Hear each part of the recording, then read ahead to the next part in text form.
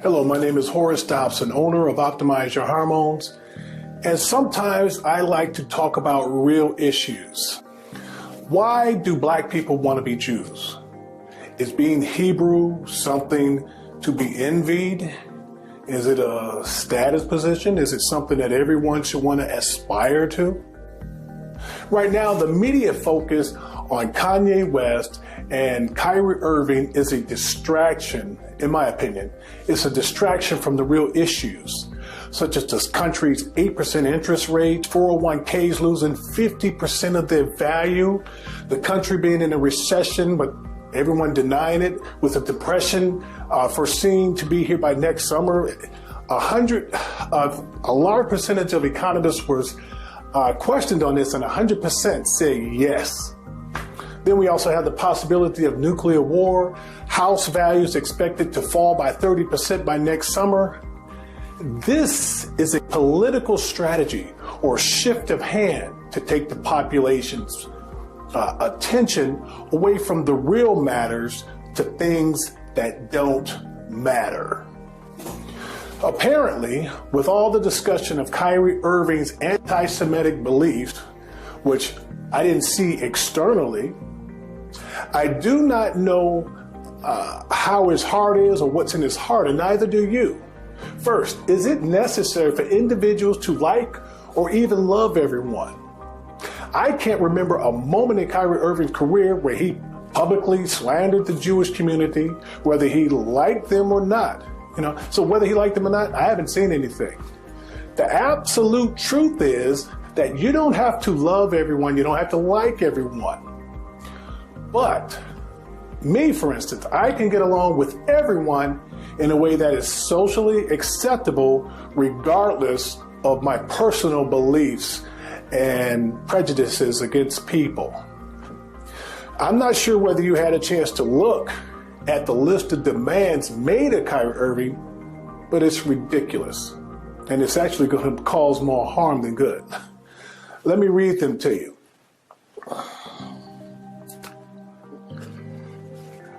Irving must apologize for posting a link to a documentary containing anti-Semitic, supposedly, material. He also must condemn the movie. Irving must make a $500,000 donation to anti-hate causes. Irving must also receive sensitivity training. Irving must take training to educate himself on anti-Semitic beliefs. Irving must meet with the Anti-Defamation League and Jewish leaders. Irving must meet with the Nets owners, Joseph, to demonstrate his understanding of the issues.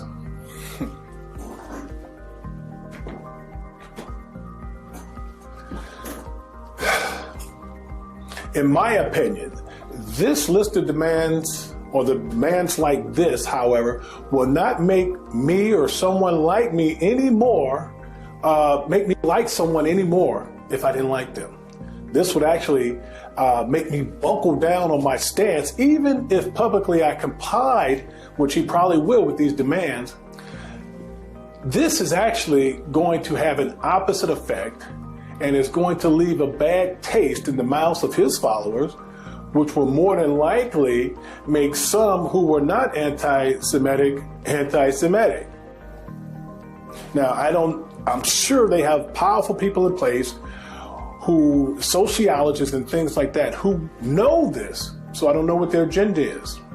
Now, I want to go back, like many of us, with things we find intriguing, whether we entirely believe it or agree with the subject of the material or not. He viewed a documentary called From Hebrews to Slaves, and he tweeted it to his followers on social media. No matter what we think or agree with, if material is fascinating, if the content is fascinating, it's still fascinating content, whether we believe it or not. Once I read a book about Hitler, and yes, he was an evil person, but you have to admire him, meaning that he was less than average person, with a country half the size of Texas. And he almost managed to take over the whole world. So what traits could we glean from this man to become a powerful leader for good instead of evil? But I digress. Who is at fault? Who's at fault if a black audience watches a white media production and enjoys it? The media wants eyeballs. They want people to share the movie so that they can get more eyeballs on the film. They want it to be divisive so that they can get more eyeballs and more money. So who exactly is to blame for this program airing on prime time? I had never even heard of this documentary before this incident. But now that it's created all this hoopla out in the world, I want to see it. I want to see the documentary. I am going to see the documentary. And actually on Audible Books, I went on and purchased the book by Ronald Dalton Jr., From Hebrews to Slaves. I went on and ordered. It's 36 hours. I'll squeeze that in. But let me begin by declaring that despite my years of theological study at the university, working on my degree in theology, I do not think that most black people are the descendants of the original Hebrews. So let's get that out. I don't think we were the real Hebrews at all. If anything, we were descendants from Moses' stepfather, the Midianites. You must keep in mind that many non-Israelites, some of whom were black, as well as many other people from all different nationalities, were part of this community. For instance, Zipporah, the black offspring of Jethro from Midian. This was one of Moses' wives. And we frequently hear about this. I'm tired of hearing about the Egyptian Jews. While this is accurate, they are Egyptian Jews, it does not imply that they were the first Hebrews, as they were more than likely assimilated into the Hebrew culture.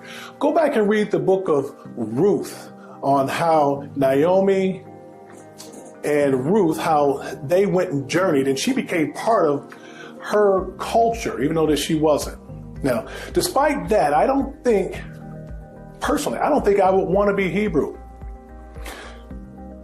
Now, this is deep, but Jesus and I do not worship the same deity that they do. The majority of Jews would agree that the Torah, the Nevi'im, the Ketuvim, and the New Testament should never have been united into one single book. Like the majority of Christians don't think that the Book of Mormon belongs in the Christian Bible, another testament of Jesus Christ. But some people will now claim that I'm a Marcionite, or that I adhere to some of his views, and I do. But I'm not a Marcionite. I do think that Marcion was headed in the right direction. And actually, he was the one that made us come up with the New Testament, because he was the first one to come up with a coalition of books. And then the Catholic Church came and said, hey, we got to put something together. But I want to return to this topic later and show you with a complete video on why the Father of Jesus is not the Hebrew people's God. And I'm telling you, it's going to get deep. But if you look in the comments below, I'm going to leave a few links to the resources that you can look at, and feel free to leave me a message below in the comments. Until the next time, have a good day, and don't be distracted. Keep your eyes on what's really going on.